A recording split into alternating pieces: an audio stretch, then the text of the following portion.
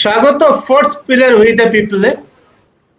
ভোটের ফল বেরোনোর 2 মাস পরে সিপিআইএম এর রাজ্য সম্পাদক সূর্যকান্ত মিশ্র স্বীকার করেছেন যে বিজেমিল বলে তারা যে রাজনৈতিক প্রচারটা করেছিলেন বিধানসভা নির্বাচনের আগে, বিজেপি এবং তৃণমূল এদের একসঙ্গে যুক্ত করে বিজেমূল, সেই প্রচারের লাইনটা ভুল ছিল, সেই কৌশলটা ভুল ছিল। এবং তৃণমূল সরকারের যে সমস্ত জনকল্যাণমুখী কার্যকলাপকে তারা ব্যঙ্গ বিদ্রুপ করেছিলেন, ছোট করে দেখেছিলেন, মানুষকে বলেছিলেন যে ভিক্ষে চাই না, কাজ চাই ইত্যাদি, সেই ছোট করে দেখাটাও ঠিক হয়। আমাদের প্রশ্ন, অবশেষে কি সিপিআইএম এর বোধোদয় হলো? আমরা এটা নিয়ে ভাবিত এই জন্য যে রাজ্যে মনে করি আমরা যে একটা বিরোধী রাজনীতির সুস্থ পরিসর থাকা দরকার, এবং সেটা রাজনৈতিক বিরোধিতাই হওয়া উচিত, প্রকৃত রাজনৈতিক বিরোধিতা। এই যে বোধোদয় সিপিআইএম এর, রাজ্যের প্রধান প্রাতিষ্ঠানিক বামপন্থী দলের, তার ফলে কি বামপন্থার যে পরিসরটা ভোটের রাজনীতি থেকে হারিয়ে গেছিল সেটা আবার কিছুটা অন্তত ফিরে আসার সম্ভাবনা আছে? তা নিয়ে আমরা আলোচনা করব। আজকে আমাদের সঙ্গে আলোচনায় রয়েছেন দুজন সিনিয়র জার্নালিস্ট রয়েছেন, গৌতম লাহিড়ী, রজত রায়। আমাদের সঙ্গে রয়েছেন রাষ্ট্রবিজ্ঞানী উদয়ন বন্দ্যোপাধ্যায়। সকলকে স্বাগত। রজত, আমি আজকে তোমাকে দিয়ে শুরু করি। এটাই আমার প্রশ্ন, যেটা আমি বললাম, যে সুস্থ একটা বিরোধী রাজনীতি, তার পরিসর কি এর ফলে সিপিএম তথা বামপন্থীরা, মানে প্রাতিষ্ঠানিক বামপন্থীদের কথা বলছি, রাজনৈতিক দল করে ভোটে লড়ে, তারা ফিরে পেতে পারে? এখনই না এতটা বলাটা বোধহয় একটু বেশি হয়ে যাবে, কারণ এটা ঠিক যে ওরা বিজেমূল বলে যে একটা লাইন নিয়েছিল, কংগ্রেস আর তৃণমূল কংগ্রেস এবং বিজেপিকে একই অক্ষরেখার মধ্যে গেঁথে দেখার আর কি, এক করে দেওয়ার চেষ্টা, যার জন্য দুটো শব্দকে সন্ধি করে দিয়েছিল, বিজেমূল বলেছিল বিজেপি আর তৃণমূলকে। সেইটা ভুল হয়েছে, আর সেটা যাই হোক স্বীকার করেছেন তারা। কিন্তু আমার তো মনে হয় ভুলের তো এই একটাই না, আরো অনেকগুলো ভুল রয়ে গেছে, আর সেগুলো কতগুলো ওরা সংশোধন করতে রাজি হবেন বা সোজা কথা খোলামেলা আলোচনা করবেন। ভুলটা সংশোধনের একটা প্রক্রিয়া শুরু করবেন, সেটা হচ্ছে দলের ভেতরে যে আলোচনা তারা চালান, যেটাকে তারা নিজেরা বলেন যে ডিক্টেটরশিপ, প্রলেটারিয়েটের গণতান্ত্রিক কেন্দ্রিকতার রূপ, আলোচনা হবে দলের মধ্যে, এবং শেষ পর্যন্ত বহুজনের মতের ভিত্তিতে একটা সিদ্ধান্ত হবে, সেটাই পার্টির সবাইকে, দলের মধ্যে বিরুদ্ধ মতকেও একসঙ্গে মানতে হবে, তখন আর অন্য কিছু করা চলবে না। এইটার ভেতর দিয়ে যে আলোচনা, সেখানে লোকজন এমনিতেই অনেক গুটিয়ে রেখে, নিজেদের অনেক সংযত রেখে এবং অনেক কিছু ঢেকে রেখে তারা কথা বলে। দীর্ঘদিন ধরে পশ্চিমবঙ্গে বামপন্থীদের দেখে আমরা এটা জানি যে সেখানে অনেকেই হক কথা বলতে রাজি হন না, কারণ তাহলে তাদের পরে দলের মধ্যে আস্তে আস্তে মার্জিনালাইজ করে দেওয়ার প্রক্রিয়া শুরু হয়ে যায়, এবং সেটা বহুবার হয়েছে। তারা সাধারণ মানুষের সঙ্গে খোলামেলা আলোচনা করবে। আমার মনে আছে যখন 2011-তে তাদের পরাজয়টা হয়, যখন ক্ষমতা থেকে অপসারিত হন তারা, তারপরে বুদ্ধদেব ভট্টাচার্য থেকে শুরু করে অন্যরাও বলেছে না, আমাদের দলের বাইরের বৃহত্তর পরিসর, যেটা বৃহত্তর বলা যেতে পারে, বৃহত্তর বামপন্থী পরিসরও হতে পারে, সেটা দলের বাইরে যারা সক্রিয় রাজনীতিতে নেই, দলের সক্রিয় সদস্য নন, সেই পরিসরের ভেতরেও গিয়ে আলোচনাতে অংশগ্রহণ করতে হবে, বুঝতে হবে কোথায় আমাদের ভুল হচ্ছে বা কি করা উচিত, এটা নিয়ে আরো বৃহত্তর পরিসরে আলোচনা করতে হবে। সেই প্রক্রিয়া কিন্তু 10 বছর হয়ে গেছে, এখনো শুরু হয়নি। আমি বলতে চাইছি যে ভুল সংশোধনের প্রক্রিয়াটা কি হবে। দলের মধ্যে আলোচনা করে একটা প্রস্তাব পাশ করে বললাম না, আমরা আগেরটা ভুল করেছিলাম, এবার আমরা ওটা আর করছি না। কিন্তু যে পদ্ধতিতে এই প্রক্রিয়াতে পৌঁছেছিলেন, সেই পদ্ধতিটা যদি প্রত্যেক না হয়, যদি সেই পদ্ধতিটাই অনুসরণ করে চলেন, তারা আবারও একটা ভুল দুদিন পরেই করবেন, বিজেমূলের বদলে অন্য কিছু ভুল করবেন তারা। আমার উদ্দেশ্য হচ্ছে যে ভুল সংশোধনের এটা প্রক্রিয়া নয়, এটা একটা জাস্ট প্রথম ধাপ। হ্যাঁ, আমি ইতিবাচক, আমি স্বীকার করি যে এরা অন্তত যে অবশেষে স্বীকার করলেন, সেটা ঠিক আমি সাধুবাদ জানাই। কিন্তু প্রক্রিয়াটা সঠিক হতে হবে, যে শেখার তাই না, বামপন্থার চিন্তাতে তাদের গলদ রয়ে গেছে, মৌলিক গলদ, সেই গলদ গুলোকে চিহ্নিত করতে হবে। তারপরে আমি আপাতত এইটুকুই বলছি আর কি। আসবো। অনেকের সঙ্গে মানে নানা বিষয়ে আলোচনা আছে, এটা এমন একটা বিষয় যাতে আলোচনা হয়তো ঘন্টার পর ঘন্টা চলতে পারে। উদয়ন, তোমার মতটা আমি শুনি। তোমার বিজেপি সম্পর্কে তুমি আমাদের এখানে একটি অনুষ্ঠানে বলেছিলে যে একদম পরিষ্কার ভোটের আগে যে আইএসএফ এর সঙ্গে যাওয়ার ফলে বামপন্থীদের ভোট আরো কমবে, কমতে কমতে শূন্য হয়ে যাবে আসন সংখ্যা অন্তত। এটা নিশ্চয়ই তুমিও বোঝনি, আমিও বুঝতে পারি, তুমি পরিষ্কার বলেছিলে। এবং আমরা সকলেই বলছিলাম যে এই বিজেমূল বলে যে এই আমাদের ফোর্থ পিলার উইথ পিপলে, আমরা এখানে যারা আসেন, আমরা যারা ভাবনা চিন্তা করি, কেউই বামপন্থার বিরোধী নই, আমরা এখানে কেউ বামপন্থাকে গলা টিপে হত্যা করতে আসিনি। আমরা সকলেই মনে করেছিলাম যে বিজেমূল বলে লাইনটা ভুল ছিল। উদয়ন, তোমার কি মনে হয় যে এটা সংশোধনের প্রক্রিয়া শুরু হলো?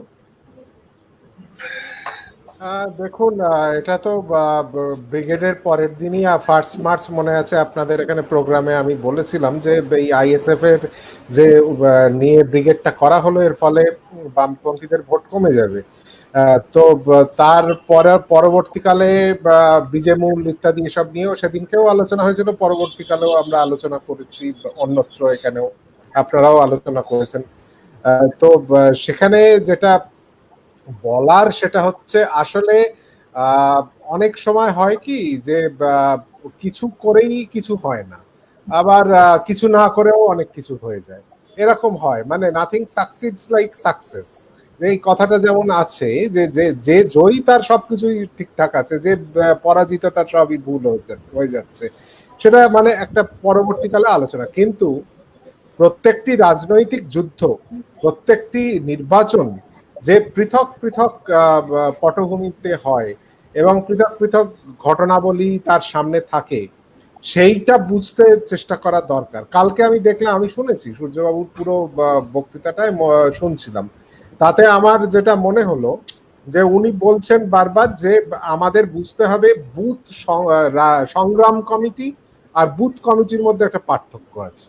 অর্থাৎ বুথ সংগ্রাম কমিটি এটা গড়ে তুলতে হবে, সেটা কেন গড়ে তোলা গেল না, যেটা পরবর্তীকালে নির্বাচনে হয়তো কাজ দেবে, বুথ কমিটি হিসেবে কাজ দেবে।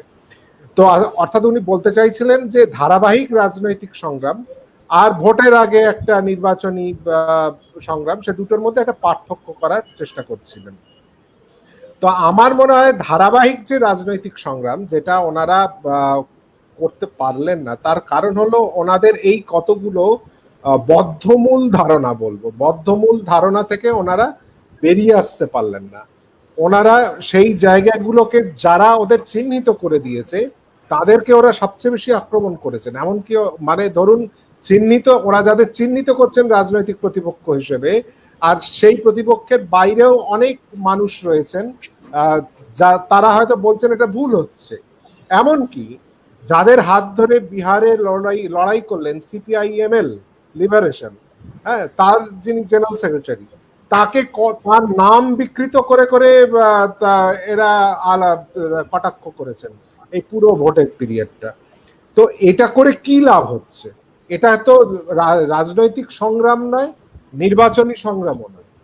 রাজনৈতিক সংগ্রাম বলতে তো বামপন্থীদের বলা যেতে পারে, বামপন্থীরা যে রাজনৈতিক সংগ্রাম বলতে যেটা বোঝায়, সেটা 2011-র পর থেকে তারা সেভাবে করেনি। তারা মূলত নির্বাচন কেন্দ্রিক কতগুলো কর্মসূচি নিয়েছেন, নির্বাচন কেন্দ্রিক কতগুলো জোট তৈরি করার চেষ্টা করেছেন, এবং সেগুলো যে মুহূর্তে ফেলিয়ার হয়েছে, যে মুহূর্তে সেটা পরাজিত হয়েছে, সে মুহূর্তে তারা সেইখান থেকে বেরিয়ে গিয়ে আবার একটা অন্যরকম ফরম্যাটে আসতে চেয়েছেন। সবগুলোই নির্বাচন কেন্দ্রিক। এবারে আপনি ধরুন, আমরা যে বলছি শূন্য হয়ে গেছে, কালকে সূর্যবাবুও দু একবার বললেন শূন্য হয়ে গেছে, আবার বললেন যে সংযুক্ত মোর্চা কিন্তু আমরা ভাঙছি, সংযুক্ত মোর্চা আমরা ধরে রাখতে চাই, হ্যাঁ, কিন্তু বলছেন শুনে আমার মনে হচ্ছে এই কথাটাও স্ববিরোধী। তার কারণ হচ্ছে এটা তো শূন্য হয়ে যাবার নয়, সংযুক্ত মোর্চা তো একটি আসন পেয়েছে, নওশাদ সিদ্দিকী জিতেছেন, সিপিআইএম শূন্য হয়েছে, এটা হতে পারে, কংগ্রেস শূন্য হয়েছে হতে পারে, কিন্তু সংযুক্ত মোর্চা তো শূন্য হয়নি। ফলে আপনি যদি একবার বলেন আমরা শূন্য হয়ে গেছি, আবার বলেন সংযুক্ত মোর্চা আছে, তাহলে তো পরস্পর বিরোধী কথা হয়ে গেল। হ্যাঁ, তো এটা ওরা বলছেন এরকম। আমি শুনেছি সীতারাম ইয়েচুরি বলেছেন এর আগে, আমিও কথাটার কোনো অর্থ বুঝিনি, সীতারাম ইয়েচুরি এর আগে বলেছেন, তার মতো একজন নেতা। সূর্যবাবুও দু একবার বলেছেন যে তৃণমূলকে না হারালে বিজেপিকে হারানো যাবে। এটা এটা তো স্পষ্ট। সীতারাম ইয়েচুরি সাংবাদিক সম্মেলনে বলেছিলেন, রাজ্য নেতারাও বলেছেন। এই কথাটার আমি কোনো অর্থ বুঝতে পারি না। বিজেপিকে হারানো যাবে না মানে বিজেপি কি রাজ্যে ক্ষমতায় ছিল? রাজ্যে তো ক্ষমতায় ছিল না, তাহলে বিজেপিকে হারানোর প্রশ্ন আসছে কোথা থেকে? আপনারা বলতে পারেন যে আমরা জয়ী হতে চাই, বামফ্রন্ট আবার ক্ষমতায় আসতে চায়, সেটার জন্য একটা নির্বাচনী কৌশল কংগ্রেসের সাথে গেলাম কি আইএসএফ এর সাথে গেলাম, সেটা আলাদা প্রশ্ন। কিন্তু তৃণমূলকে না হারালে বিজেপিকে হারানো যাবে না, এটার কথাটার কোনো মানে নেই। তৃণমূলকে মানুষের কাছে যেটা এলো সেটা হলো তৃণমূলকে হারাতে গেলে বিজেপির কাছেই যেতে হবে, কারণ বিজেপি কেন্দ্রে ক্ষমতায় আছে, বিজেপি অধিকতর শক্তিশালী। ফলে মানুষ এবারে 2019 থেকে বিজেপিকে ভোট দেয়, মানে যারা তৃণমূল বিরোধী যারা, ধরে নিতে পারি তারা আগে বামপন্থীদের ভোট দিতেন, তারা বিজেপিকে একটা বড় অংশ ভোট দিতে লাগলেন। এবারেও তারা তাই একই কাজ করছে। এই যে বলা হচ্ছে যে সিটগুলোতে বামপন্থীরা জিততেন সেগুলোর মধ্যে একটা বড় অংশের সিটে তৃণমূল এবার জিতেছে। যেমন আমি একটা উদাহরণ দিচ্ছি, যাদবপুর কনস্টিটিউয়েন্সিতে 2016 সুজন চক্রবর্তী জয়লাভ করেছিলেন, এবারে সেখানে তৃণমূল জিতেছে। তার মানে কি এই যে বাম ভোটগুলো তৃণমূলে গেছে? না, তার মানে এই যে বাম ভোটের একটা বড় অংশ বিজেপিতে গেছে এবং তৃণমূল তার ভোটটাকে ধরে রাখতে পেরেছে, তাই জন্যে কিন্তু তৃণমূল জিতেছে। এছাড়া অন্য কোনো ব্যাখ্যা হয় না এটার। আবার এই নতুন করে বাম ভোট গেছে বিজেপিতে, এবং যেটা বামফ্রন্টের আগের ভোট ছিল, কংগ্রেসের আগের ভোট ছিল, সেই ভোটের একটা বড় অংশ, বিশেষত সংখ্যালঘু এবং একেবারে ওবিসি যারা মানুষ, তাদের একটা বড় অংশ কিন্তু তৃণমূলে শিফট করে গেছে, ফলে তৃণমূলের ভোটটা বেড়ে গেছে। এইটা হচ্ছে নির্বাচনী বিষয়। এখন সূর্যবাবুর যে বক্তব্য যে নির্বাচনী কৌশল আর রাজনৈতিক যুদ্ধ, রাজনৈতিক সংগ্রাম, এই দুটোকে উনি কালকে একটা তফাৎ করলেন, একটা ব্যবধান রচনা করলেন। তো রাজনৈতিক যুদ্ধটাকে তো আপনাকে করতে হবে সঠিক পথে। সেই রাজনৈতিক যুদ্ধ বা রাজনৈতিক সংগ্রাম যাই বলুন, ইস্যুভিত্তিক সংগ্রাম, সেটাকে ঠিকভাবে করলেই রাজনৈতিক আপনার নির্বাচনের সময় অত খাটতে হবে না, অত ভাবতে হবে না, অত চিন্তা করতে হবে না। আর সংসদীয় রাজনীতি করছেন আপনি, তো আর মানে মাওবাদীদের মতো বিপ্লব করছেন না, আপনি সংসদীয় রাজনীতি করছেন। সংসদীয় রাজনীতির প্রথম এবং একমাত্র শর্ত হচ্ছে বন্ধু বাড়ানো। আপনার বন্ধুকে আপনাকে বাড়াতে হবে। আপনি বন্ধু না বাড়িয়ে যারা আপনার মিনিমাম সমালোচনা করছে তাদেরকে আপনি বলছেন চালচোর, তাদেরকে আপনি বলছেন চটিচাটা, এই সমস্ত খালি ওই বিজেমূল নয়, এই ধরনের নানা ধরনের শব্দবন্ধ আপনি ব্যবহার করছেন এবং তাদেরকে মানে কাস্টিগেট করছেন যাতে তারা আপনার দিকে ফিরেও না তাকায়। এটা পুরনো সেই পদ্ধতি। ফলাফলটা আমরা দেখেছি। আমি একটু গৌতমদার কাছে যাই এবং আমি একই প্রশ্ন নিয়ে যাচ্ছি আর কি, মূলত একই প্রশ্ন নিয়ে প্রথমেই যাচ্ছি আর কি। সূর্যকান্ত মিশ্র গতকাল যা বলেছেন তার ফলে কি কোথাও মনে হচ্ছে যে বামপন্থীদের কোথাও একটা বোধোদয় হয়েছে? বোধোদয় খুব দরকার আমি মনে করি। এখনো আমি নিজে ব্যক্তিগতভাবে বিশ্বাস করি যে একটা ধর্মের উপর নির্ভর করা নয়, এইরকম রাজনৈতিক বিরোধিতার দরকার পশ্চিমবঙ্গে আছে, পৃথিবীর সর্বত্র আছে। রাজনৈতিক বিরোধিতা রাজনীতির উপর নির্ভর করে, সেই রকম একটা সম্ভাবনা কি দেখা যাচ্ছে সিপিআই সূর্যকান্ত মিশ্রের বক্তব্যের মধ্যে? গৌতম দা। সুদীপ্ত, আজ আমরা এমন দিনে একটা আলোচনা করছি, সেটা প্রাক্তন মুখ্যমন্ত্রী জ্যোতি বসুর জন্মদিন। যিনি প্রকাশ্যেই বলেছিলেন তার ক্ষোভ এবং অস্বস্তিকে এড়াতে না পেলেও যে ঐতিহাসিক ভুল যে তাকে প্রধানমন্ত্রী হিসেবে পার্টি যে মেনে নিল না, তিনি তারপরেও আজীবন পার্টি সিদ্ধান্ত মেনেই চলবেন। দ্বিতীয়ত আমার কাছে আরেকটা গুরুত্বপূর্ণ জিনিস মনে হয়েছে, এই জুলাই মাসটা বোধহয় সিপিএম এর কাছে খুব গুরুত্বপূর্ণ, যেটা জুলাই ক্রাইসিস বলে খ্যাত। ঐতিহাসিক ভুল যখন বল দর্শকদের জন্য আর কি, 1996 সালের সেই দিনটাতে যখন একেজি ভবনে সিপিএম এর সেন্ট্রাল কমিটি মিটিং বসছে, আমি তখন আনন্দবাজার পত্রিকার হয়ে লেফট কভার করতাম। আমি সেই মুহূর্তে ওখানে উপস্থিত ছিলাম।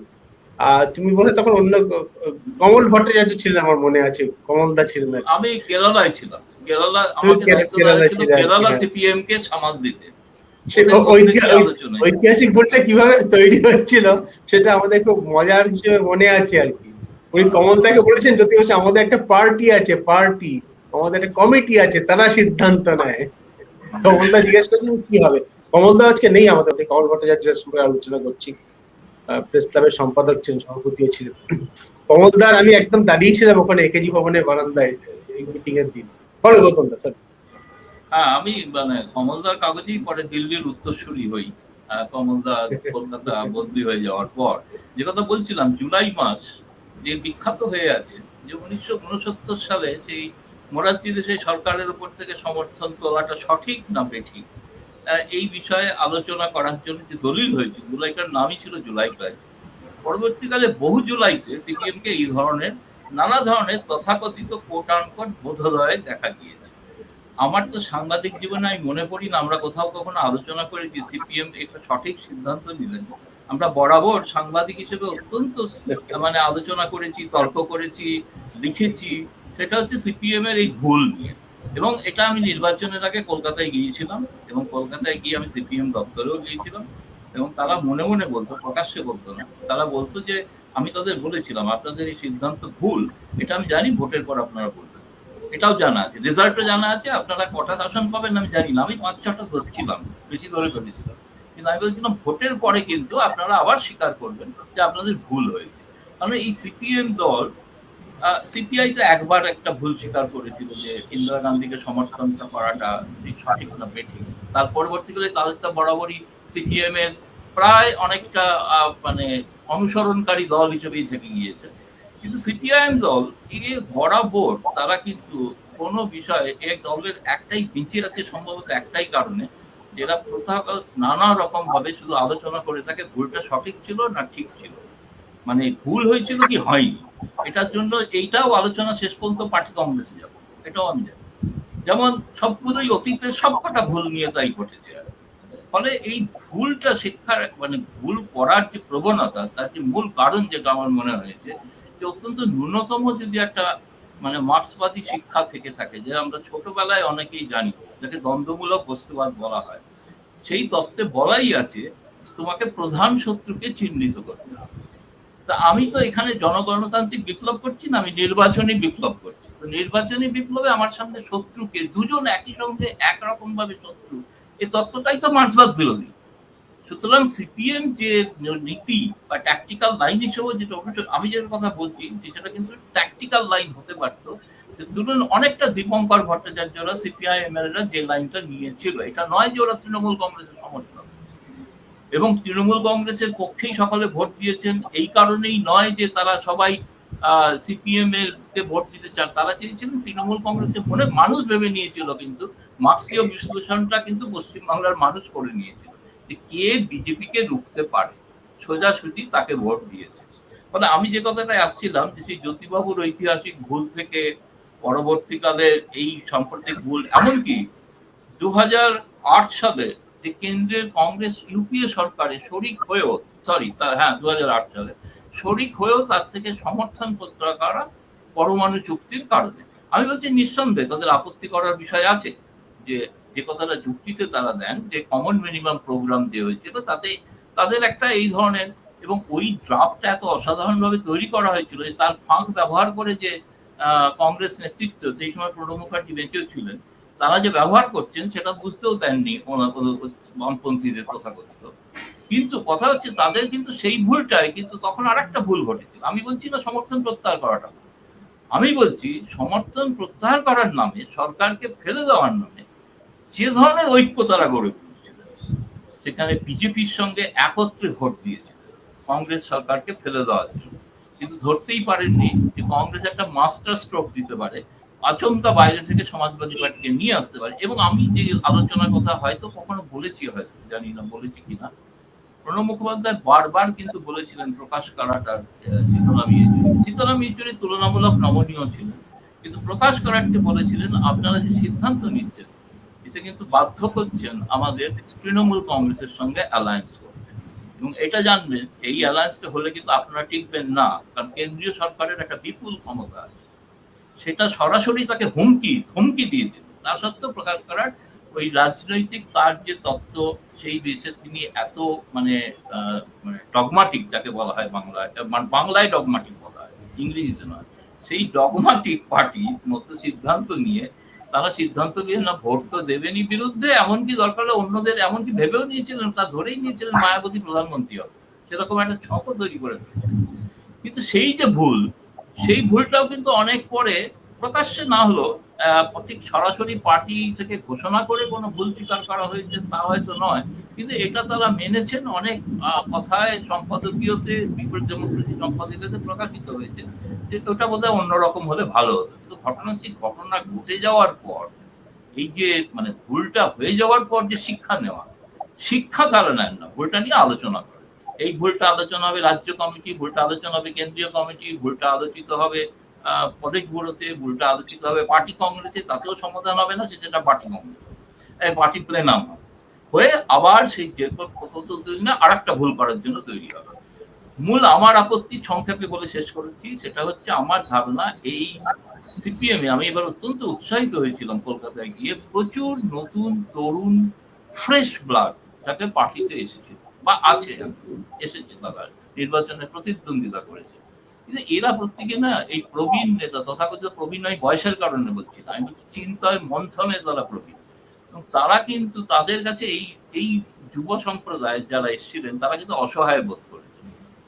আমার মতে এরা রয়েছেন, সূর্যকান্ত মিশ্ররা রয়েছেন এখনো 60-70 দশকের মার্ক্সীয় একটা চিন্তা ভাবনা স্বপ্নের জগতে, যখন সোভিয়েত রাশিয়া ছিল সেরকম একটা অবস্থায় তারা এখনো বিচরণ করেন।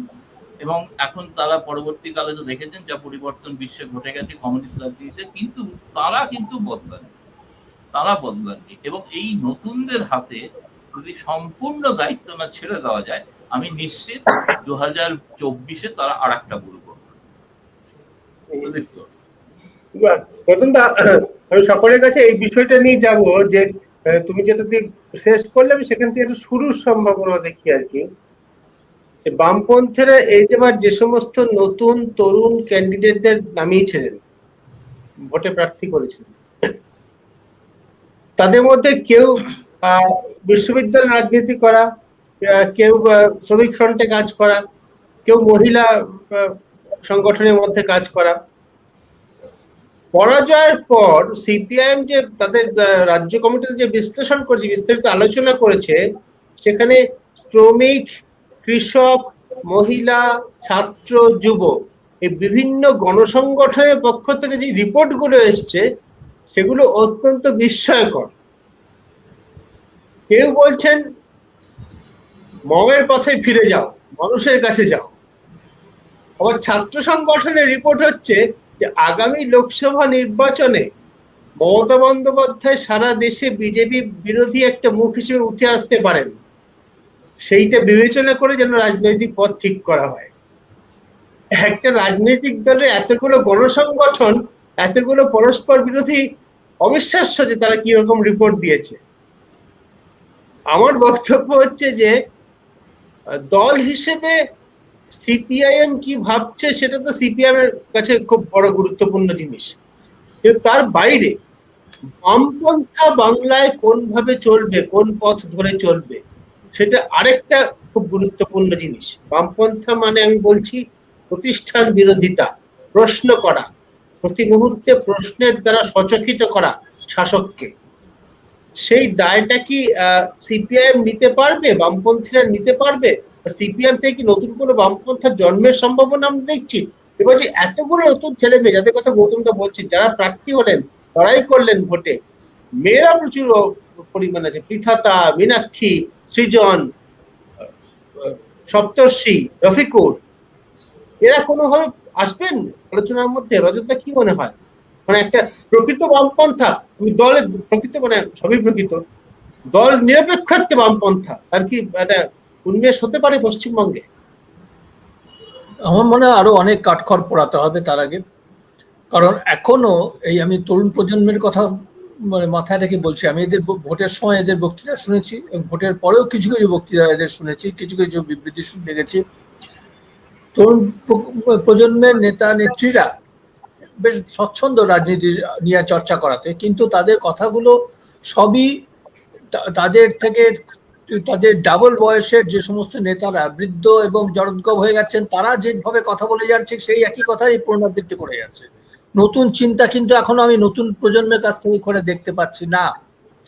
নতুন চিন্তা বলতে কোথায় আমি প্রশ্নগুলো কয়েকটা উদাহরণ দিই, যে তাদের একজন প্রবীণ নেতা, কৃষক নেতা হান্নান মোল্লা দীর্ঘদিনের সাংসদ ছিলেন, এখন তিনি সারা ভারতে তাদের কৃষক সংগঠনের সভাপতি।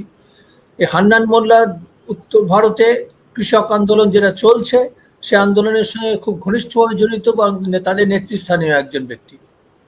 সেখানে আন্দোলন হচ্ছে। পশ্চিমবঙ্গের এই যে শ্রমিক, কৃষক, যুবক সমস্ত রয়েছেন, তারা পশ্চিমবঙ্গের কৃষকদের জন্য কোনো আন্দোলন করতে আমি দেখিনি, মৌলালী যুব কেন্দ্র থেকে ধর্মতলা পর্যন্ত কয়েকটা মিছিল ছাড়া। এটা বলার উদ্দেশ্য কি না, বলার উদ্দেশ্য হচ্ছে যে ভোটের জন্য সারা বছর বা সারা সময় না দিয়ে আগে গণ আন্দোলনগুলোতে যোগ দিই, সক্রিয়ভাবে অংশগ্রহণ করুক, সেইটা দেখতে চেয়েছিলাম। সেই রাজনীতিটা কিন্তু এদের নেই। আপনি দেখুন পশ্চিমবঙ্গের কৃষকদের যেন সমস্যা আলাদা, যেন তাদের যেন ফসলের দাম তারা সবাই পায়, যেন এখানে কোনো কি বলবো মানে কৃষকের আত্মহত্যা হয় না, এখানে তাদের ঋণের সমস্যা হয় না। তো এই যে ব্যাপারটা, যে তিনটে কৃষি আইনের জন্য যে সমস্যা উত্তর ভারতের কৃষকরা প্রতিবাদ করছে, সেখানে এদের যেন তারা শুধু সমর্থন জানারই হবে, এদের নিজেদের যে সমস্যা আছে সেই আন্দোলনটা এরা কেউ করলো না। আবার দেখুন 2011 সময় থেকে 10 বছর অতিক্রান্ত, পশ্চিমবঙ্গের যখনই ভোট আসে সিঙ্গুরে গিয়ে নেতারা পদযাত্রা করেন, বলেন আমরা সিঙ্গুর থেকে আবার শিল্প গড়ে তুলব, এবারও বলেছেন। আমার প্রশ্ন হচ্ছে যে জমি নীতিটা কি হবে? এই প্রশ্নটা আমি 2011 সালে বুদ্ধবাবুকে বলেছিলাম। তিনি বলেছিলেন এখনো তৈরি হয়নি, তৈরি হওয়ার জন্য প্রক্রিয়া চলছে, আলোচনা চলছে, আরো আলোচনা করতে হবে, দলের পরিসরে বাইরে লোকজনের সঙ্গেও আলোচনা করতে হবে। প্রশ্ন হচ্ছে যে আজও কি 10 বছর হয়ে গেল আমি জানতে পারিনি বামপন্থীদের, বিশেষ করে সিপিএম এর কোনো জমি নীতি তৈরি হয়েছে কিনা। পশ্চিমবঙ্গে কৃষক আন্দোলন করব, পশ্চিমবঙ্গে শ্রমিকদের আন্দোলন করব, অথচ আমার কাছে কোনো স্পষ্ট জমি নীতি তৈরি হলো না। হ্যাঁ, সেখানে আমরা কি নীতি নিয়ে যাচ্ছি বামপন্থীরা, সেটা আমার কাছে এখনো আমি ধাঁধায় রয়েছি। আর এই যে কবার বামপন্থীরা শ্রমিক আইন নিয়ে কথা বলেছেন, শ্রমিক আইনও তো পরিবর্তন হয়েছে, শ্রমিক আইন নিয়েও তো তাদের শ্রমিকদের অনেক অধিকার কেড়ে নেওয়া হয়েছে। আগে 100 জন কর্মী থাকলে পরে তাতে লক আউট করা যেত না, এখন 300 জনেও লক আউট করা যায়। আর হায়ার অ্যান্ড ফায়ারের আইন সিদ্ধ না করেও বাস্তবে সর্বত্র হয়েছে, হায়ার অ্যান্ড ফায়ার এখন সর্বত্র, সর্বস্তরের কর্মীদের ক্ষেত্রে। তো সেখানে শ্রমিক আন্দোলন কোথায়? তো সেখানে বামপন্থীরা যারা শ্রমিক কৃষকের দল বলে নিজেদের পরিচয় দেয়, তারা এইগুলো না করে শুধু ছাত্র যুব নিয়ে করলে কি হবে? আমার বলার উদ্দেশ্য হচ্ছে যে সারা বছর ভোটের রাজনীতি না, সারা বছর গণসংগ্রামগুলো, সেই গণ আন্দোলনগুলো যদি করতেন তাহলে একটু নতুন চিন্তা উঠে আসতো সংগ্রামের অভিজ্ঞতা থেকে। সেগুলো না করলে ওই ভোটের সময় খালি ছক কষা, যে এখানে একটু হাত বাড়ালাম, ওখানে একটু হাত মেলালাম, এই করে কিছু 2% ভোট এখানে, 3% ভোট এখানে পাবো, এইটা একটা ভুল চিন্তা। আমি মনে করি এটা একটা দেউলিয়া চিন্তা, এটার মধ্যে রাজনীতি কম, ক্ষমতার লিপ্সা বেশি, এইখানেই সমস্যা। ঠিক একই ভাব উদাহরণে ব্যক্ত করেছে একটু অন্য ভাষায়, যে ক্ষমতার লিপ্সা কিন্তু রাজনীতি নেই এর মধ্যে, হিসেবের অঙ্ক আছে। আমি রজতদা, গৌতম দা এবং উদাহরণ আমরা কয়েকজন দর্শকের মন্তব্য একটু পড়ে দিই, তারপর সেই পরিপ্রেক্ষিতে আলোচনায় আসে, তাহলে সুবিধা হবে। যারা আমাদের সঙ্গে রয়েছেন কিন্তু কথা বলতে পারছেন না। অরিজিৎ কুমার লিখছেন, মিডিয়াগুলোর নির্লজ্জতা দেখলে হাসি পায়। আপনারা সারা বছর সিপিএম কে খুঁজে পান না, প্রতিদিনের আন্দোলন প্রতিবাদ তুলে ধরার সাহস নেই। কেবল সিপিএম ভুল স্বীকার করেছে জানতে পারলে দাঁত নখ নিয়ে ঝাঁপিয়ে পড়েন। হঠাৎ করে মৃত মার্ক্সবাদ, দ্বন্দ্বমূলক বস্তিবাদ, এলিট বিশ্লেষক বিশেষজ্ঞদের কাছে প্রাসঙ্গিক হয়ে পড়ে। ছি, ধিক্কার জানাই এই নোংরা একপেশে সাংবাদিকতাকে। এটা লিখছেন অরিজিৎ কুমার। সুমন দাস লিখছেন, টিএমসির ভুলগুলোকে নিয়ে কোনো আলোচনা হবে না, করা যাবে না। সবগুলো মন্তব্য পড়ে নিই, পরপর যেগুলো এসছে তারপর আমরা আলোচনা করবো। বিতান ঘোষ লিখছেন, যুবমুখরা যে আসনগুলোর প্রতিদ্বন্দ্বিতা করেছিলেন, সিপিএম এর বামপন্থীদের কথাই বলছে, সেখানে কিন্তু গত লোকসভার তুলনায় বামেদের ভোট অল্প বেড়েছে। কিন্তু যে সিঙ্গুর নন্দীগ্রাম বামেদের পরাস্ত হওয়ার অন্যতম কারণ, সেই সিঙ্গুর নন্দীগ্রামের ভুলকে 1.5 দশক বাদে এইসব মুখেদের দিয়ে জাস্টিফাই করানো। ব্রজেন্দ্রনাথ সেনগুপ্ত লিখছেন, না, টিএমসির ভুল নিয়ে সমালোচনার দম এদের একদম নেই। এত বড় খুব আসছে না, কিন্তু কয়েকটা পদ্ধতিতে আলোচনায় যেতে হবে। বিশ্বজিৎ দাসের সর্বহারাতে পার্টিতে এখন মধ্যবিত্তের প্রাধান্য বৃদ্ধি পায়, এখন যে ভুলগুলো হওয়ার তাই হচ্ছে, একে ভেঙে নতুন ভাবে শুরু না করলে কিছু করা সম্ভব নয়। আরো অনেক অনেক মন্তব্য আসতেই থাকছে, আমরা স্ক্রিনে দিতে থাকবো। দয়া করে দর্শকদের ছোট করে লিখুন, তাহলে স্ক্রিনের মধ্যে দেওয়া যায়, 3-4 লাইনের মধ্যে লিখুন পুরোটা। আপনি যে আপনার মন্তব্য এত বড় হয় যে যিনি বলছেন যেমন উদয়ন বা গৌতম দেব বলবেন, কিন্তু মুখ ঢাকা পড়ে গেলে শুনতে অসুবিধা হয়। উদয়ন, টিএমসির যে ভুল তা নিয়ে নিশ্চয়ই আমরা আলোচনা করেছি, অতীতেও করেছি, এখনো করছি, করবো প্রয়োজনে। আজকের অনুষ্ঠানে আমাদের উপলক্ষ হচ্ছে বামপন্থীরা যে কথাটা বললেন, সিপিএম এর রাজ্য সম্পাদক যে কথাটা বললেন, তাতে বামপন্থীকে পরিসর ফিরে পাবে কিনা। আমি একটা সঙ্গে যোগ করি এর সঙ্গে, যে বিজেপি যদি অতি দক্ষিণপন্থী দল হয়, তাহলে অতি দক্ষিণ পন্থা বা দক্ষিণ পন্থা বিরোধী যে বামপন্থা, তাহলে আজকের দিনে বিধানসভার সংখ্যাগরিষ্ঠতা বিচারে, আসনের বিচারে বামপন্থী দলটা তো তৃণমূল কংগ্রেস হয়ে গিয়েছে, যারা প্রকৃত দক্ষিণ পন্থার বিরোধিতা করছে। সেখানে দাঁড়িয়ে কি বলবে, মানে বামপন্থা যেটা মানুষের কথা বলা, গরিব মানুষের কথা বলা, অধিকারের কথা বলা, সেই পরিসরটা ফিরে আসার সম্ভাবনা আছে উদয়ন? না দেখুন, দক্ষিণপন্থার বিকল্প সবসময় বামপন্থা নয়, দক্ষিণপন্থার বিকল্প মধ্যপন্থাও হতে পারে। এবং সেখানে একটা centrist party, left of centre party, বা যেটাকে বামপন্থার একটা ঝোঁক আছে এরকম একটা মধ্যপন্থী দল, তারাও অনেক সময় বামপন্থীদের পরিসরটাকে নিয়ে নেয় এবং বামপন্থীরা তার সেখানে যুক্ত হন। পৃথিবীর ইতিহাসে এখন যে বামপন্থার বিভিন্ন রকম এক্সপেরিমেন্ট চলছে, তার মধ্যে এটা খুব আশ্চর্যজনক ঘটনা নয়। এটা কেন এই এই এই ঘটনাগুলো ঘটছে কেন? কেন এই যেটা কালকে সূর্যবাবু বলছিলেন যে এই যে জনমোহিনী বিভিন্ন নীতি, যেগুলোকে আমরা বারবার ক্রিটিসাইজ করতে গিয়ে ভুল করেছি, আমরা ছোট করে দেখতে ভুল করেছি। যেমন উনি একটা উদাহরণ দিয়েছেন যে দুয়ারে সরকার প্রকল্প, যেখানে বামপন্থীরা কাঁধে কাঁধ মিলিয়ে দুয়ারে সরকার প্রকল্পে গ্রামাঞ্চলে তৃণমূলের সাথে গিয়েই করেছে, যোগ দিয়েছে, গ্রামের লোকেদের নিয়ে গিয়ে দুয়ারে সরকারের যোগ দিয়েছে, সেখানে বামপন্থীদের ভোট বেড়েছে। কিন্তু যেখানে আমরা কটাক্ষ করেছি, যেখানে সরে থেকেছে, সেখানে বামপন্থীদের কিন্তু ভোট বাড়েনি। এটা সূর্যবাবুই কালকে বললেন। এখানে আমার বক্তব্য হচ্ছে এই যে বামপন্থীদের রাইজটা দেখুন, জ্যোতিবাবু 3জন এমএলএ তখন ছিলেন স্বাধীনতার পর, সেই সময় তারা সেখান থেকে পরবর্তীকালে তারা 67-তে একবার, তারপরে 77-এ ফুল ফর্মে তারা ক্ষমতায় এলেন। তখন কিন্তু সোভিয়েত ইউনিয়ন ছিল, তখন চীন সোভিয়েত ইউনিয়ন বিবাদ ছিল, বিভিন্ন মতামত ছিল, কোল্ড ওয়ার ছিল, ঠান্ডা লড়াই ছিল, কংগ্রেসের সাথে ইউএস এর সাথে সোভিয়েত ইউনিয়নের ঠান্ডা লড়াই ছিল। তখন ইন্দিরা গান্ধী ছিলেন, তখন সার্ক, তখন আপনার বিভিন্ন নন অ্যালাইন্ড দেশগুলো ছিল, জোট নিরপেক্ষ দেশগুলো ছিল, তখন অনেক কিছু ছিল, একটা আন্তর্জাতিক পরিস্থিতি ছিল। তখন সবে ভিয়েতনাম যুদ্ধ শেষ হয়েছে, তখন হোচিমিন ছিলেন, তখন বুলগানিন ক্রুশ্চেভ ভারতে আসছেন, হ্যাঁ, তখন সোভিয়েত দেশ বেরোয়, বাড়িতে বাড়িতে ঘোরে। সেই ইতিহাসে বামপন্থার একটা বিকাশ হয়েছে। পরবর্তীকালে আমাদের পশ্চিমবঙ্গে এটা নিয়ে প্রফুল বিদোয়াইয়ের একটা বই আছে, দ্য ফিনিক্স মোমেন্ট। তিনি দেখাচ্ছেন যে কেরালায় এবং পশ্চিমবঙ্গে বামপন্থার বিকাশের দুটো পর্যায় আছে। কেরালায় কিন্তু সামাজিক আন্দোলনের মধ্য দিয়ে বামপন্থা গড়ে উঠেছে। একটা যেটা দক্ষিণ ভারতের ব্রাহ্মণ্যবাদ বিরোধী আন্দোলন, যেটা ধরুন তামিলনাড়ুতে ডিএমকে এবং এআইএডিএমকে, ওখানে কিন্তু বিজেপি খুব একটা গুরুত্ব পায় না, সর্বভারতীয় দল হিসেবে কংগ্রেসও খুব একটা গুরুত্ব পায় না। ওখানে ক্ষমতা একবার ডিএমকে, একবার এআইএডিএমকে, দীর্ঘদিন চলছে। তার কারণ কি? তার কারণ হচ্ছে ব্রাহ্মণ্যবাদী দলগুলোর বিরুদ্ধে একটা সামাজিক আন্দোলন, ব্রাহ্মণ্যবাদের বিরুদ্ধে একটা সামাজিক আন্দোলন যেমন কেরালায় হয়েছে, তেমনই তামিলনাড়ুতেও হয়েছে। তামিলনাড়ুতে পেরিয়ারের আন্দোলন, এটা কিন্তু একটা ভিত্তি করে দিয়েছিল এই আন্দোলনের। ফলে পশ্চিমবঙ্গে কিন্তু সেই সামাজিক আন্দোলনটার মধ্যে দিয়ে আসেনি।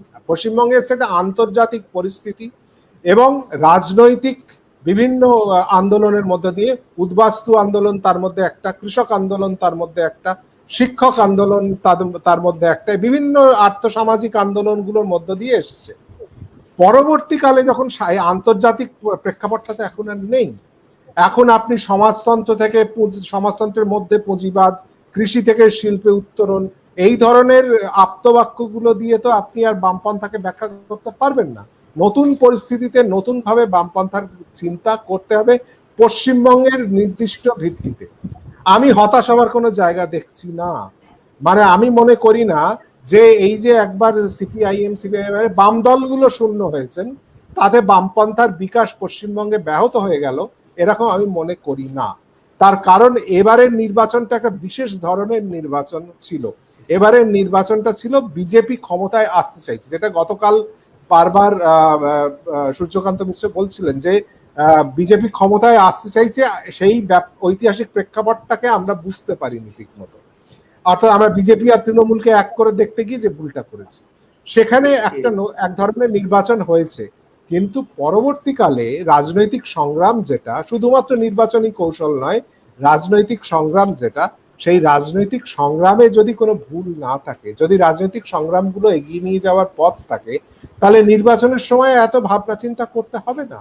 অর্থাৎ আপনি যেটা দিয়ে শুরু করলেন যে বামপন্থা শুধুমাত্র একটা পার্টি বা নির্বাচন কেন্দ্রিক নয়, আমি কি পেরিয়ারকে বামপন্থী বলতে পারি না? অমর্ত্য সেন তো রবীন্দ্রনাথকেও বামপন্থী বলেছেন। এরা তো কোনো পার্টি চিহ্নিত বামপন্থী নন।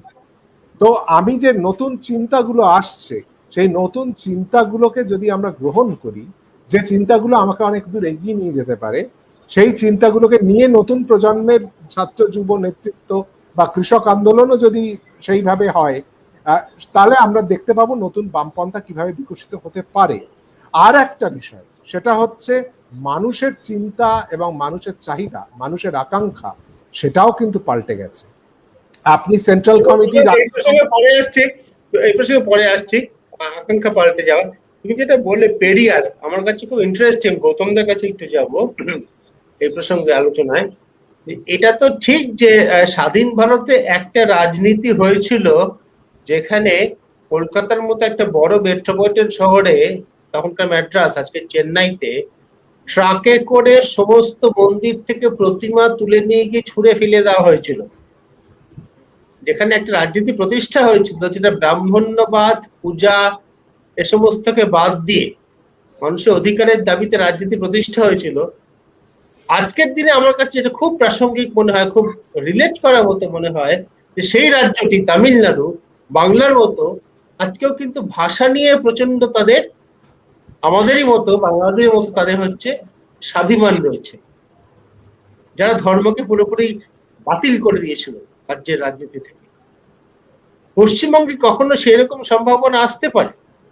পশ্চিমবঙ্গে আজকে আমরা দেখছি যে রাজনীতি, সেখানে কিন্তু ধর্ম এমন একটা জায়গায় গিয়ে পৌঁছেছে আর কি, যেখানে মন্ত্রীরা পর্যন্ত তারা প্রমাণ করে দেন প্রতি মুহূর্তে টুইট করে তাদের বিভিন্ন সামাজিক পরিচয়ের মাধ্যমে, যাতে তারা অমুক ধর্মের ধ্বজাটা বড় করে বহন করে, এটা হচ্ছে রাষ্ট্রের ধর্ম। তার বাইরে বেরিয়ে পশ্চিমবঙ্গে এটা অতীত ঐতিহ্য, রবীন্দ্রনাথের কথা বলা হলো, অন্য গৌরবের কথা আসে, সেখানে কোনো সম্ভাবনা আছে যে আমরা সেটাকে বাদ দিয়ে অমর্ত্য সেন যেরকম কথা বলেন, রবীন্দ্রনাথ যেরকম ভাবতেন, সেই রাজনীতির পথে ফিরে যেতে পারি? গৌতম দা, এটা আমি বলবো যে এটা সকলকেই ভেবে দেখা উচিত, যারা এখানে প্রশ্ন করছেন তাদেরও। আসলে সঞ্চালক হিসেবে তুমি আলোচনার বিষয়বস্তু স্থির করেছো। আজকে তো আলোচনার বিষয়বস্তু তৃণমূল কংগ্রেস, এতজন প্রশ্ন করেছেন হংকং এ কেন চীনের আগ্রাসন নিয়ে আলোচনা হচ্ছে, ভাগ্যি সেটা বলেননি। মানে এটার জন্য বেশ স্বস্তি বোধ করছি। মানে যে বিষয়ে আলোচনা শীর্ষক, আলোচনাটা তো সেই বিষয়ে হবে, বাকি বিষয় নিয়ে আলোচনা করাই যেতে পারে, সেটা নিয়ে কোনো আপত্তি কিছু নেই। কিন্তু তুমি যে প্রশ্নটা করলে, আর একটা ছোট্ট ওই তথ্য হিসেবে বলে, রবীন্দ্রনাথ কিন্তু জাতীয় কংগ্রেসের সভাপতি হয়েছে, হ্যাঁ, তো খুব অল্প সময়ের জন্য, বেশি দিন থাকেননি সেখানে। তো তুমি যে প্রশ্নটা, পশ্চিমবঙ্গের নির্বাচনের ফল, এটা আমি বলবো সমস্ত রাজনৈতিক বিশ্লেষক এবং যারা সিরিয়াস রাজনীতি করেন তাদের কিন্তু বিশ্লেষণ করে দেখা দরকার। তুমি যে কথাটা বলছিলে, এটা কিন্তু একটা সামগ্রিকভাবে শুধু বাঙালি নয়, পশ্চিমবঙ্গে ভূখণ্ডে যারা থাকেন তাদের প্রত্যেকের একটা রায় প্রকাশিত হয়েছে। যে কথাটা বলছেন যে তারা অনেকেই প্রশ্ন করছেন, তাহলে কি তৃণমূল কংগ্রেসের মতো একজন অত্যাচারী দলকে মেনে নিতে হবে, অন্য কোনো বিকল্প নেই? প্রশ্ন সেটা নয়। দেখো দিল্লি আর একটা উদাহরণ।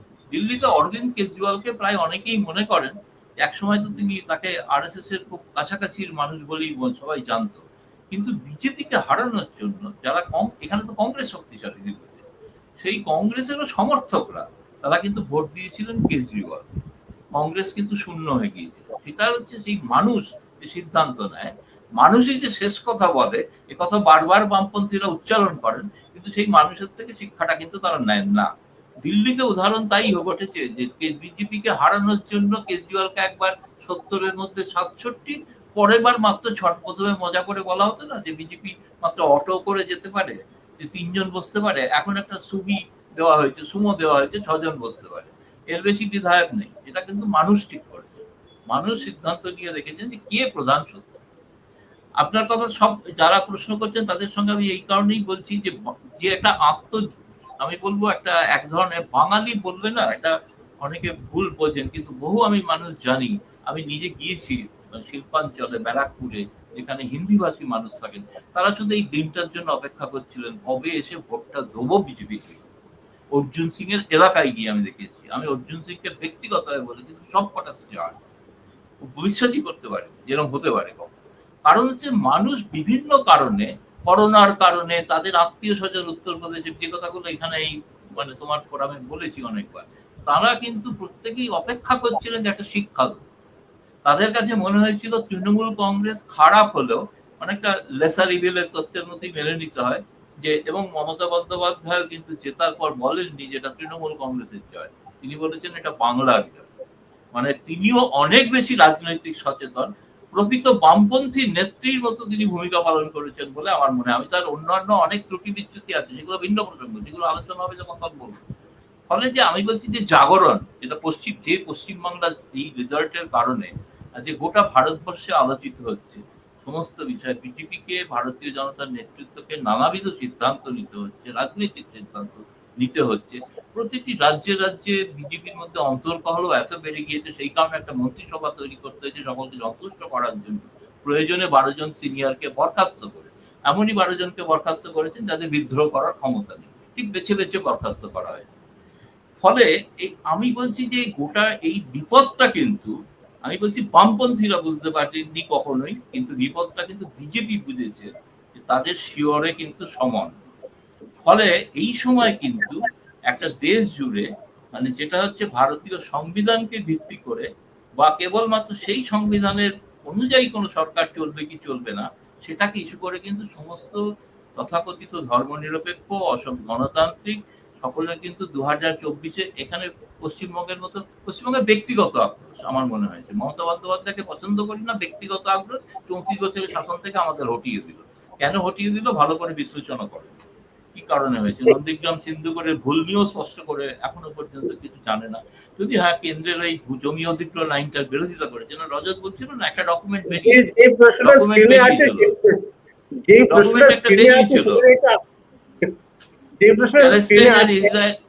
না আমার মনে হয় গুরুত্ব দেওয়াটা উচিত হবে না, তাহলে নানাবিধ প্রশ্ন এরকম আসবে যে কালকে কেন আমি সেটাই বলছি। আমি এই প্রশ্নের সূত্র ধরে বলতে চাইছি গৌতম দা, রজত দা উদাহরণ যে কতখানি অপ্রাসঙ্গিকতার পরিসরটা কতদূর বিস্তৃত হতে পারে। আমরা আলোচনা করছি যে পশ্চিমবঙ্গে সিপিএম যে ভুল স্বীকার করেছে, বিজেমূল বলা ঠিক হয়েছিল, যা ভুল হয়েছিল, অনেক বিতর্ক হয়েছে। সিপিএম এর রাজ্য সম্পাদক গতকাল স্বীকার করেছেন যে এটা ভুল হয়েছিল। সেখানে প্রশ্ন হচ্ছে প্যালেস্টাইন ইসরায়েলের আগ্রাসন নিয়ে কেন আলোচনা হচ্ছে না, এ প্রশ্নও কেউ তোলেনি মাননীয় বিশ্লেষক। ঘটনা, এটা ঘটনা খুব গুরুত্বপূর্ণ বিষয়, পরের বারের জন্য তুলে রেখো এটা, এইটা আলোচনা হওয়া দরকার। আমি তুলে তো রাখছি, কিন্তু আমরা তো সাংবাদিকরা সাম্প্রতিক বিষয় নিয়ে আলোচনা কত দূর পর্যন্ত তুলে নিতে হবে। বাঙালি সাংবাদিকদের ফেভারিট বিষয় হচ্ছে সিপিএম এর ভুল আলোচনা করা। আমি তো সঠিক সিদ্ধান্ত নিয়ে এখনো কোনো আলোচনা শুনি কোনো কোথাও কাগজে লেখালেখি করতে দেখিনি, শুধু কেন যায়নি তাহলে প্রশ্ন হতে পারে, ডাইনোসর কেন অবলুপ্ত হলো তাই নিয়ে আমরা আলোচনায় যাইনি। রজত দা ডিবেট না করে এসো, সিরিয়াস জায়গায় এসো আর কি। এক লাইনে বলি যে আসলে প্রকৃতপক্ষে দেশের একটা রাজ্যের সমস্যা কি, প্রকৃত পরিবেশ কি, বা সেই পরিবেশকে উন্নত করার জন্য কি করা দরকার। আমি ওই রাজনৈতিক সংঘর্ষের কথা বলছি না, সেই বিষয়ে একটা স্পষ্ট মত, এবং তাতে পিছিয়ে যেতে হবে। এ বিষয়ে কোনো সন্দেহ নেই। আরে আপনাদের লেনিনই তো বলেছিল যে 1 step forward 2 step backward. 2 step backward লেনিনকে মানুন না, আমি তো আমাকে মানতে বলছি না। মহা মুশকিল। লেনিনকে মানবেন না, মাও সেতুংয়ের ডায়ালেকটিক্যাল ম্যাটেরিয়ালিজম মানবেন না, তো মানবে ওদিকে সিপিএম কমিউনিস্ট পার্টি বলে দাবি করবেন। আমি জানি না ইদানিং কালের যারা সমর্থক তারা এগুলোর নাম জানে কিনা। আচ্ছা গৌতম দা, আলোচনায় আসবো। আমাদের একটা বিতানে একটা প্রশ্নের সুবাদে একটু রজতদার কাছে যাই। যে বামেদের আঞ্চলিক অস্মিতাকে গুরুত্ব দেওয়া প্রয়োজন, ভারতের মধ্যে শাসক আর শোষিত শ্রেণী নেই, আচ্ছা বিভিন্ন পরিচয় গোষ্ঠী সব মানে আইডেন্টিটি পলিটিক্স এর কথা বলা হচ্ছে। এটা তো খুবই খুবই খুবই গুরুত্বপূর্ণ প্রশ্ন আর কি। সেটা সম্পর্কে যে সিপিএম আদৌ অবহিত, তোমার মনে হয়েছে যে সিপিএম এর কাজে কর্মে কথাবার্তায় কখনো এটা এসেছে আইডেন্টিটি পলিটিক্স? আইডেন্টিটি পলিটিক্স এর মূলে তো রয়েছে বিভিন্ন, যেহেতু আইডেন্টিটি কথার মধ্যেই পরিষ্কার যে বিভিন্ন সামাজিক গোষ্ঠী তাদের নিজেদের পরিচয়কে কেন্দ্র করে তাদের দাবি দেওয়ার শক্তিটা বাড়ায় এবং তারা উন্নয়নের ভাগ বসাতে চায়, স্টেক হোল্ডার। এক মিনিট সরি, তুমি বলবে। আমি বলছি যে এইটা নিয়ে না আমার সঙ্গে একজন সিপিএম এর মানে প্রাক্তন সিপিএম নেতা, এখন সিপিএম এর মধ্যে নেই, প্রসেনজিৎ বোস, তার সঙ্গে একটা জায়গায় আলোচনা চক্রে আমি একবার গেছিলাম। সেখানে আইডেন্টিটি নিয়ে আরেকটা প্রশ্ন আমরা তুলেছিলাম যে ওই শ্রমিক মালিক দ্বন্দ্ব নিয়ে যে অনেক কথা বলা হয় না। একজন দোকানদার, তিনি সকাল 7টায় দোকান খোলেন, রাত 9টায় দোকান বন্ধ করেন। তার দোকানে কিন্তু কোনো কর্মচারী নেই, তিনি কিন্তু নিজেই তার কর্মচারী, নিজে পুঁজি নিয়োগ করেছেন। শ্রমিক মালিক দ্বন্দ্বটা কোথায়? তিনি কিন্তু নিজেই শ্রমিক, নিজেই মালিক। তিনি যতক্ষণ খাটবেন তত বেশি রোজগার করবেন, আবার যত বেশি খাটবেন তত পরিবারে কম সময় দিতে পারবেন। সুতরাং শুধু সামাজিক বা অন্য পরিচয়, রাজনৈতিক পরিচয়, অর্থনৈতিক পরিচয় কিন্তু অনেক সময় গুলিয়ে যায় আর কি। কে শ্রমিক কে মালিক, ক্লাসিক্যাল বিচারটা গুলিয়ে যায়। তো শ্রমিকদের ক্ষেত্রেই তো দেখা যায়, যেটা ক্লাসিক্যাল যে ডেফিনেশন ইন্ডাস্ট্রিয়াল প্রোলেটারিয়েটের, মার্কস যেটা বলে গেছে, they have got nothing to lose but their change. এখন দুর্গাপুরে আমি সার্ভে করেছিলাম অনেকদিন আগে, সেখানকার শিল্প সংস্থাতে যারা কাজ করেন এবং ওই হাওড়াতে টেক্সটাইল জুটের যেখানে যারা কাজ করেন তাদের মধ্যে দেখেছিলাম যে এদের একটা পা জমিতে, একটা পা কলকাতার শহরের কারখানায়। অর্থাৎ ডুয়েল আইডেন্টিটি আছে, ডুয়েল ইন্টারেস্ট রয়েছে, যে কারণে যখন সারা পশ্চিমবঙ্গে জুট মিলগুলোতে একসঙ্গে স্ট্রাইক হয় এবং সেটা মাসের পর মাস চলে, তখন কলকাতাতে ব্রিগেডে এদের সমর্থনে যে সভা হয় সেখানে জুট মিলের ওয়ার্কাররা থাকে না, কারণ তারা গ্রামে গিয়ে চাষ করছে। সেখানে ডালহৌসি পাড়ার সরকারি কর্মচারীদের কোঅর্ডিনেশন ইত্যাদির বাবুরা এসে তখন মাঠ ভরান। এটা হয়েছে। এবং আমার বলার দোষ হচ্ছে যে আইডেন্টিটি পলিটিক্সের ভেতরে নানান দ্বন্দ্ব রয়েছে, নানান বিপরীতমুখী স্রোত রয়েছে, কিন্তু তার মধ্যে ভাষার রয়েছে, আঞ্চলিকতা রয়েছে, আর্থিক প্রশ্ন রয়েছে, জাতপাত রয়েছে। তো এই যে আমাদের মার্ক্সবাদীদের মুশকিল হচ্ছে তারা কতগুলো বিষয় অত্যন্ত রিজিড। গোর্খাল্যান্ডে যখন আইডেন্টিটি পলিটিক্স শুরু হয়েছিল তখন তার কথা যদি মনে থাকে আমাদের, আমরা তাকে এক কথাতে একেবারে অ্যান্টি ন্যাশনাল বলে দিতে কোনো দ্বিধা করিনি। বামপন্থীরা এখানে পশ্চিমবঙ্গে গোর্খাল্যান্ডে 80s-এ তাকে পরিষ্কার অ্যান্টি ন্যাশনাল খিচিং এর আন্দোলনকে বলে দিয়েছিল। পরে সেসব অনেক সুন্নরম করতে হয়েছিল অন্য কারণে, কেন্দ্রের চাপে, দলেরও কেন্দ্রীয় নেতাদের চাপে, দিল্লিতে অনেক ঝামেলা হয়, সেসব অন্য কথা। এই যে এখন যে চলছে সারা ভারতে বেশ কিছু জায়গাতে, সে কেজরিওয়ালই হোক বা অন্যান্য বেশ কয়েকটা রাজ্যের আন্দোলনের ক্ষেত্রে দেখি সেখানে পপুলিস্ট মুভমেন্টের একটা বেশ ছায়া আছে।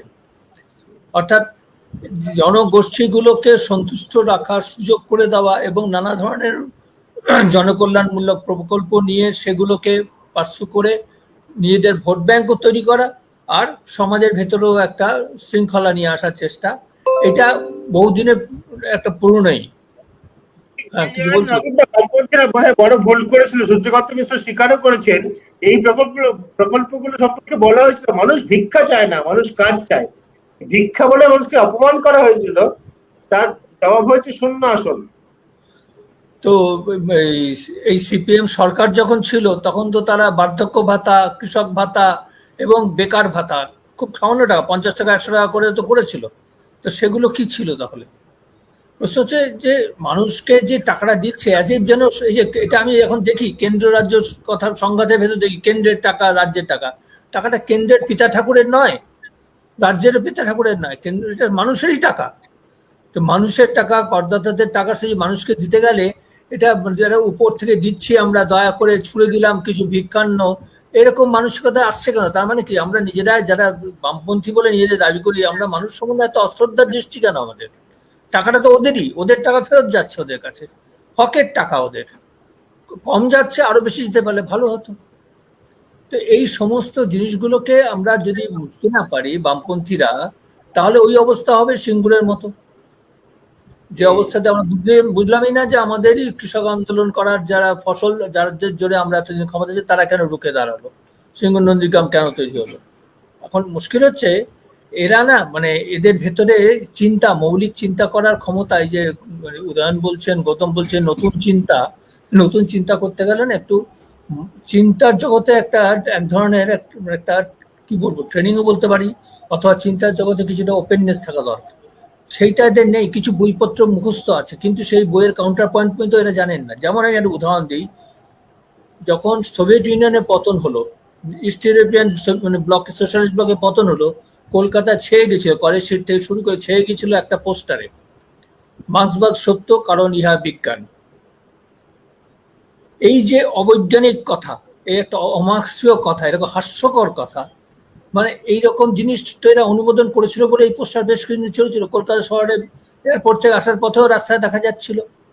আমি স্তম্ভিত হয়ে দেখছিলাম, বুঝলাম যে আমাদের পশ্চিমবঙ্গের মার্ক্সবাদী নেতারা, আলিবর্দি স্ট্রিটে যারা বসে আছেন, তারা মার্ক্সবাদের মজা জানেন না। জানলে তারা বলতেন না মার্ক্সবাদ বিজ্ঞান, একটা চিন্তা, সেটা যদি বিজ্ঞান বলেন তার কতগুলো ঝুঁকি আছে। প্রথম ঝুঁকি হচ্ছে বিজ্ঞান মানে এটা কিন্তু এই ট্রুথটা কিন্তু মানে কন্টিনজেন্ট নেচারের হবে, অর্থাৎ কখনো ভুল, একমাত্র বিজ্ঞান প্রতি মুহূর্তে বদলায়, সেই নতুন সত্য জানার পর বৈজ্ঞানিক সত্য বদলে যায়। বিজ্ঞান এরকম অশিক্ষিতের মতো কথাবার্তা যারা বলেন এবং প্ররোচনা দেন, তাদের আমি বলেছি মননের প্রবলেম আছে। প্রবলেমটা মার্ক্সেরই কথা, যে পভার্টি অফ ফিলোসফি, এখানে পভার্টি অফ থিঙ্কিং এর একটা প্রবলেম আছে। আর এখানে অনেক কথা দেখতে পাচ্ছি, একজন মার্ক্সকে কোট করে বলেছেন তিনি সবকিছুতেই ডাউট এভরিথিংকে নাকি তিনি মন্ত্রের মতো। ওটা মার্ক্সের কথা নয়, ওটা ডেকার্তের কথা, ডেকার্তের বিখ্যাত কথা। সেটা তার পরবর্তী অনেক দার্শনিকরাও সেটা গ্রহণ করেছিলেন, কারণ ওইটা দিয়েই আধুনিক পশ্চিম দর্শনের সূত্রপাত হয়েছিল ওই কথা থেকে। তো এইরকম মানে বললাম তো যে এখানে একটা সমস্যা আছে, সেটা প্রধান সমস্যা কিন্তু এই নয় যে এই ট্যাকটিক্সটা ঠিক ছিল কি ভুল ছিল, পরের বার সংশোধন করা একটা নতুন ট্যাকটিক্স না অবশ্য। প্রধান সমস্যা এদের চিন্তার গলদ, মৌলিক চিন্তার গলদ। সেইখান থেকে ভুলের একটা ভুল সংশোধন হবে, ভুল থেকে শিখবে, আবার আরেকটা ভুল করবে, তো একদম গ্যারান্টিড একেবারে, কারণ চিন্তাতে ভীষণ বড় বড় ফাঁক রয়ে গেছে। মুক্ত চিন্তার বিকাশ ঘটছে না। অবশ্যই মার্ক্সবাদ সত্য, বিজ্ঞান সত্য কারণ ইহা বিজ্ঞান। বিজ্ঞান কখনোই দাবি করে না যে আমি শাশ্বত সত্য। বিজ্ঞান সবসময় পরিবর্তনশীল সত্যের সন্ধান করে, বিজ্ঞান বদলে যায়। এটা নিয়ে মার্কিউসের বিখ্যাত মানে উক্তি আছে আর কি, এটা মানে এই জিনিসটাকে আর কি খণ্ডন করার জন্য হার্বার্ট মার্কিউসের উক্তি আছে। হ্যাঁ, উদয়ন, এই যে উপলব্ধি, আমি যেটা বলতে চাইছি উদয়ন, আমি যে সন্ধান করছি সেটা হচ্ছে যে একটা রাজনৈতিক বিরোধিতা সমস্ত ভৌগোলিক ক্ষেত্রে, সমস্ত মানব গোষ্ঠীর মধ্যে দরকার, পশ্চিমবঙ্গের দরকার। প্রকৃত রাজনৈতিক বিশ্লেষণ, বুদ্ধি, বিবেচনা, মেধা, শিক্ষার উপর ভিত্তি করে তৈরি করা একটা বিরোধিতা। সেই বিরোধিতা এখনকার যে তৃণমূলের সরকার গঠিত হয়েছে তৃতীয়বারের জন্য, কাদের থেকে প্রত্যাশিত, কারা করতে পারে, কি ভাবছো তুমি? না, বিরোধিতা তো বিরোধী যারা তারা তো করতেই পারেন, কিন্তু কতগুলো বিষয় রয়েছে। একটা হচ্ছে যে যান্ত্রিক বিরোধিতা, আর একটা হচ্ছে যে সঠিক বিরোধিতা। সেই দুটোর মধ্যে একটা তফাৎ আছে। যেমন ধরুন আপনার গৌতম বাবু যেটা কথাটা বলছিলেন যে লেনিনের কনসেপ্টই তুমি মানছো না, অর্থাৎ এই যে লেসার ইভিল তত্ত্ব, লেসার ইভিল তত্ত্বটা তো আসলে লেনিনের, এটা তো যাদবপুর ইউনিভার্সিটিতে ক্যান্টিনে বসে ঠিক হয়নি। হ্যাঁ, এটা লেনিনের তত্ত্ব। লেনিন 1907 থেকে 1917 অব্দি এই দিয়ে ডুমায় কাকে কখন সাপোর্ট করবেন সেই নিয়ে লেসারেবল তত্ত্বটা গড়ে উঠেছিল। তো সেইখানে সেই তত্ত্বটাকে এখানে ধরা যাক সিপিআইএমএল বলেছে যে আমরা এবার করেছি এখানে বড় রাক্ষস আর ছোট রাক্ষসের তত্ত্ব। না, সে ঠিক আছে, হ্যাঁ, বড় রাক্ষস ছোট রাক্ষস সেটা আপনার নিজস্ব, কিন্তু লেসারেবল তত্ত্বটা এটা কিন্তু দীপঙ্কর ভট্টাচার্য বা সিপিআইএম এর লিবারেশনের তত্ত্ব না, এটা লেনিনের তত্ত্ব। তো যদি গালাগাল দিতেই হয় তাহলে লেনিনকে দাও, তাহলে বলো এই যে তত্ত্বটা মার্কস লেনিন যেসব তত্ত্ব দিয়েছেন সেগুলো ভুল, সেইগুলো আমরা মানি না, আমরা মনে করি যে এই সরকারটা গেলেই সব ঠিক হয়ে যাবে, সেটা বলে দাও। এখন ব্যাপারটা হচ্ছে এখানে কিছু কিছু যান্ত্রিক বিরোধিতার জায়গায় এসে যাচ্ছে, সেইটা খুব যন্ত্রণাদায়ক। যেমন ক্লাসের কথা, শ্রেণীর কথা উঠলো, শ্রেণী কিন্তু মার্কস যেটা, শ্রেণীকে মার্কস কি বলেছিলেন যে আমি তো আর ল্যাবরেটরিতে সমাজকে ঢুকিয়ে নিয়ে বিশ্লেষণ করতে পারবো না, আমার একটা অ্যাবস্ট্রাকশন দরকার, একটা কি দরকার যেটা দিয়ে আমি দরজাটা খুলতে পারবো, বিশ্লেষণ করতে পারবো। সেই অ্যাবস্ট্রাকশন বা সেই বিমূর্তায়নটা হচ্ছে শ্রেণী। অর্থাৎ শ্রেণী দিয়ে তিনি সমাজ পরিবর্তনকে ব্যাখ্যা করেছিলেন। তার মানে শ্রেণী সর্বস্ব বা ইকোনমিক ডিটারমিনিজম, এই কথাটা কিন্তু মার্কস কোথাও বলেননি। মার্কসের দ্বন্দ্বমূলক বস্তুবাদী ইকোনমিক ডিটারমিনিজমের জায়গা নেই, সেখানেই মেকানিক্যাল মেটেরিয়ালিজমের সাথে ডায়ালেকটিক্যাল মেটেরিয়ালিজমের তফাৎ। তো এইখানে যেখানে বলা হচ্ছে যে অবশ্যই রাজনীতি পরিকাঠামো, অর্থনীতির বেসিক কাঠামো, তো সেই অর্থনীতি এবং রাজনীতির মধ্যে যে দ্বান্দ্বিক সম্পর্ক, সেটাকে মাথায় রেখে আপনাকে বিরোধিতা করতে হবে যদি আপনি মার্কসীয় তত্ত্বে বিরোধিতা করতে চান। এমনি সরকারের বিরোধিতা, যেটা সরকারের বিরোধিতা, রাজ্য সরকারের বিরোধিতা, সরকারের যারা বিরোধী আছেন তারা অবশ্যই করবেন, কিন্তু সেখানে কতগুলো বিষয় ভিত্তিক বিরোধিতা। যেমন আমি আজকে শুনছিলাম, খুব ভালো লাগছিল আমার, যে এখন যিনি বিরোধী দলনেতার পাশে বসে বাজেটের সমালোচনা করলেন, হ্যাঁ, অধ্যাপক লাহিড়ী, হ্যাঁ, তিনি খুব সুন্দর আজকে বাজেটের সমালোচনা করছিলেন, এবং বাজেটের সমালোচনা করতে করতে তিনি কিন্তু কোথাও সেই পুরনো পলিটিক্যাল রেটরিক গুলোকে ব্যবহার করেননি অশোক লাহিড়ী। তিনি কিন্তু বারবার বিভিন্ন বাজেটের বিভিন্ন অংশ তুলে তুলে কি হওয়া উচিত আর কি হয়েছে এইটা নিয়ে সমালোচনা করছিলেন। কোথাও একটি ব্যক্তিগত আক্রমণ করেননি, কোথাও একটি বাজে কথা বলেননি। এই ধরনের সমালোচনা তো সর্বদাই কাম্য, এই ধরনের সমালোচনা সবাই করুন, সে বাম হোক, বিজেপি হোক, যে কেউ হোক, বা কেন্দ্রীয় সরকারের সমালোচনাও যখন আমরা করব, সংসদীয় রাজনীতিতে আমি ব্যক্তিগতভাবে কাউকে শত্রু মনে করি না, আমি মনে করি প্রতিপক্ষ। আজকে এ ক্ষমতায় আছে, কালকে বি ক্ষমতায় থাকতে পারে, কিন্তু দেশটা তো থাকবে, গভর্নেন্স থাকবে। একই সংবিধানের আন্ডারে আমরা সবাই রাজনীতিটা করছি, সেখানে মানুষের যাতে উপকার হয়, মানুষের যাতে আরো এগিয়ে যেতে পারেন, বেকারের কর্মসংস্থান হয়, আরো বেশি করে অর্থনৈতিক দিক থেকে আমরা সফল হতে পারি, বৈদেশিক নীতিতে যাতে আমরা আরো বেশি স্বাধিকার অর্জন করতে পারি, সেই বিষয়ে আমাদের কেন্দ্রীয় সরকার এবং রাজ্য সরকার উভয়ের বিরুদ্ধে কথা বলা যেতেই পারে, সেটা সরকারগুলোর উপকার হবে। কিন্তু আমি আজকে মনে করি যে কোনো রাজনৈতিক, আমার গায়ে কোনো রাজনৈতিক তকমা লাগিয়ে দেবেন না দয়া করি, যারা প্রশ্ন করছেন তাদেরকে বলছি, আমি মনে করি আজকে অশোক লাহিড়ী যেভাবে বাজেটের সমালোচনা করছিলেন প্রেস সামিটে, সেইটাই একটি আদর্শ বিরোধিতা হতে পারে। আমরা সময় ফুরিয়েছে, শেষ করবো।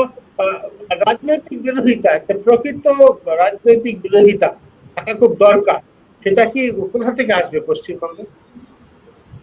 না, ওই উদয়ন যে প্রসঙ্গটা করলো, এই প্রেস কনফারেন্সটা আমিও শুনেছি আর কি, এবং ওনাকে একটা প্রশ্ন করেছিলেন এক সাংবাদিক, তুলনামূলকভাবে বামপন্থী সরকারের সময়ের অর্থনীতি আর তৃণমূল কংগ্রেস সময়কার অর্থনীতি, এবং উনি কিন্তু প্রথমে বলছিলেন খুব হেসে যে খুব বিপদে ফেললেন, কারণ দুজন অর্থমন্ত্রী আমার ক্লাসমেট, ফলে কিন্তু আমি যেটা বলতে পারি, সরকারের কথা যদি বলেন, হ্যাঁ, বামপন্থী সরকারের থেকে তৃণমূল কংগ্রেস সরকার অর্থনীতি অপেক্ষাকৃত ভালো পরিচালনা করেছে। এটা কিন্তু সঙ্গে সঙ্গে শুভেন্দু অধিকারী মাইকটা ওনার হাত থেকে সরিয়ে নেন, এটাও লক্ষণীয় বিষয় ছিল।